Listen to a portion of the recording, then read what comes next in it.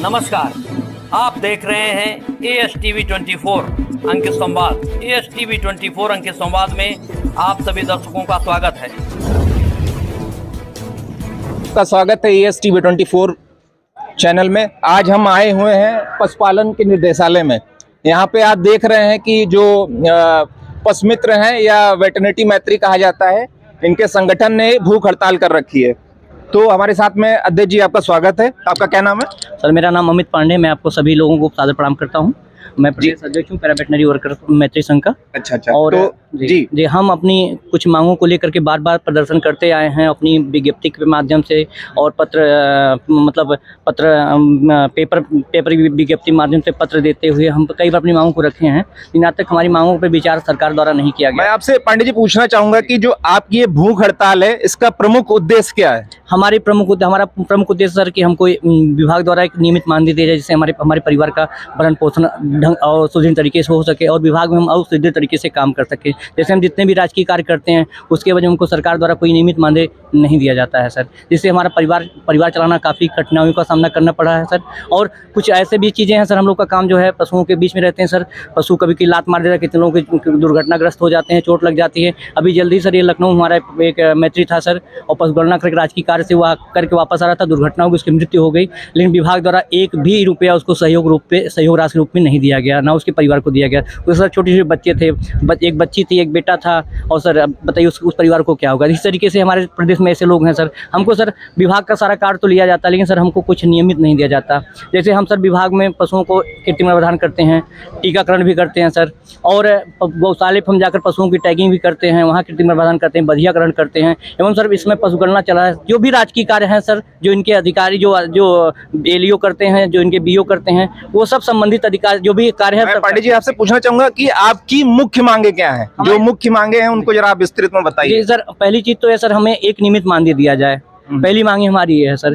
दूसरी चीज है कि सर हम लोग का काम जोखिम भरा हुआ है। जैसे कभी कभी ऐसा होता है कि हम कहीं काम करने जाते हैं तो कोई हमारे साथ कैजुअलिटी हो जाती है हमारे पास, तो ऐसे एक हमको एक दुर्घटना बीमा दे, जिससे हमारे परिवार का भविष्य सुरक्षित रह सके। तीसरी चीज ये है कि विभाग में खाली पड़े पद, तमाम पड़े पद हैं, मुझे लगता है कि 8,500 से 9,000, जिसका अधियाचन शासन को भेजा जा चुका है, जिससे ड्रेसर की वैकेंसी खाली है, चतुर्थ श्रेणी की वैकेंसी खाली है, और एलईओ की वैकेंसी खाली है।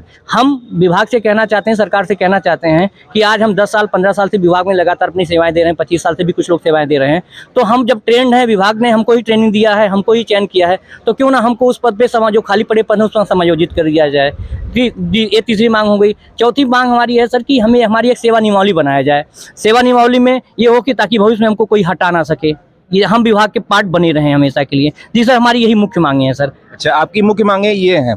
इससे पहले आप लोगों ने किसी अपने डिपार्टमेंट के अधिकारियों से आपने मांगे रखी? अगर रखी तो उनकी क्या प्रतिक्रिया रही है? मैं सर यहाँ निर्देशक सर रहे जादव सर, मैंने उनके समक्ष अपनी बातों को रखा। उन्होंने कहा देखो बेटा, ये कैबिनेट की बात है, ये माननीय मुख्यमंत्री जी कर सकते हैं, इसमें शासन कर सकता है, मेरे स्तर की बात नहीं है।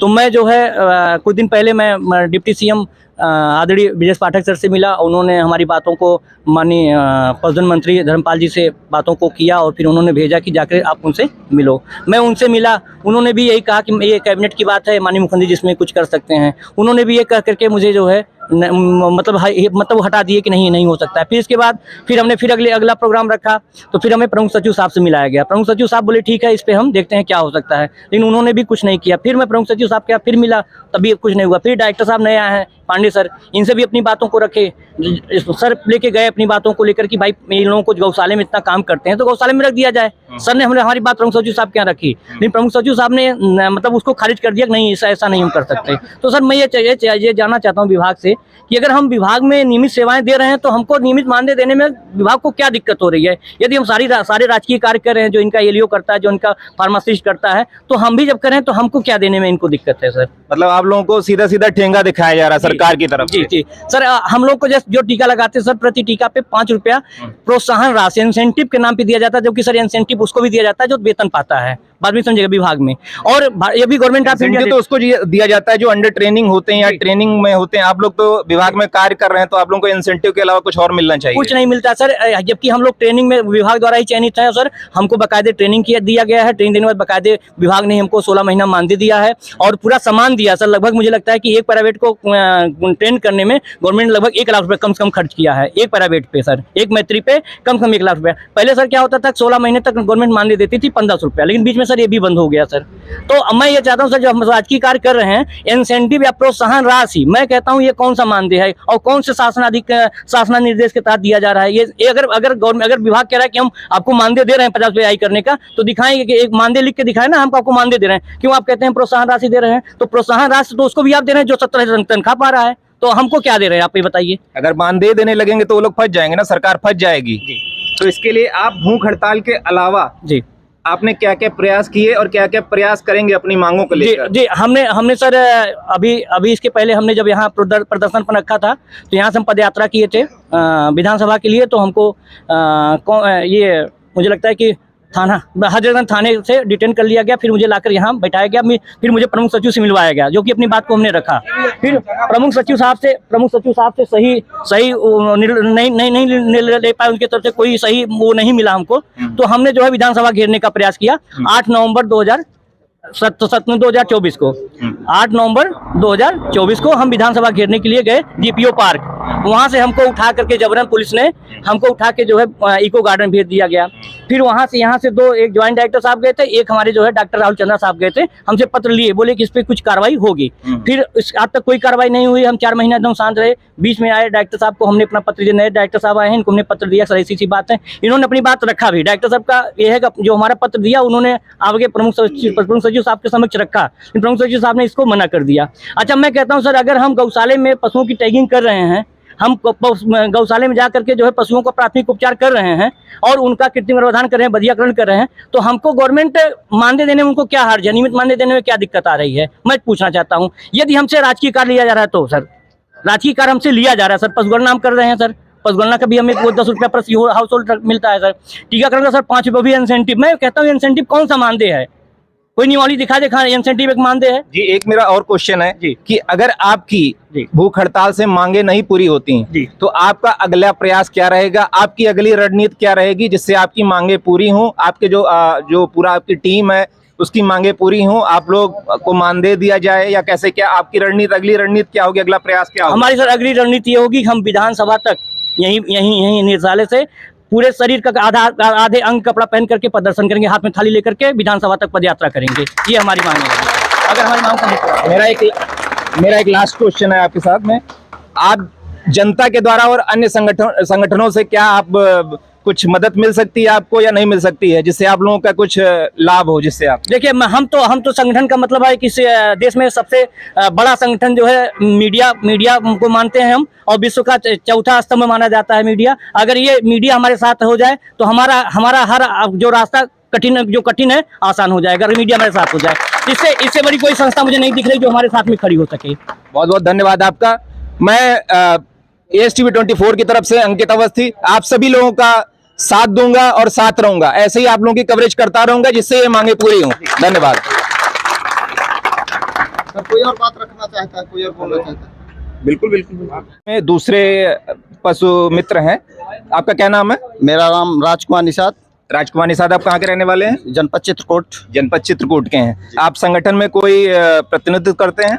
जी, मैं चित्रकूट का जिला अध्यक्ष हूँ। चित्रकूट के आप जिला अध्यक्ष हैं। आप अपने जो संगठन है या आपके जो पशु मैत्री हैं, इनकी जो समस्याएं लेके आप लोग यहाँ भूख हड़ताल करे हुए हैं, इसके संदर्भ में आप क्या कहना चाहते हैं? जी, मैं ये कहना चाहता हूँ, मैं अपने उत्तर प्रदेश सरकार को ये संदेश देना चाहता हूँ और विभाग को देना चाहता हूँ। सरकार हम लोगों से काम लेना तो जानती है, विभाग भी काम लेना जानता है, लेकिन ये बताइए काम हम यहाँ का करेंगे तो क्या वेतन अमेरिका मांगने जाएंगे क्या?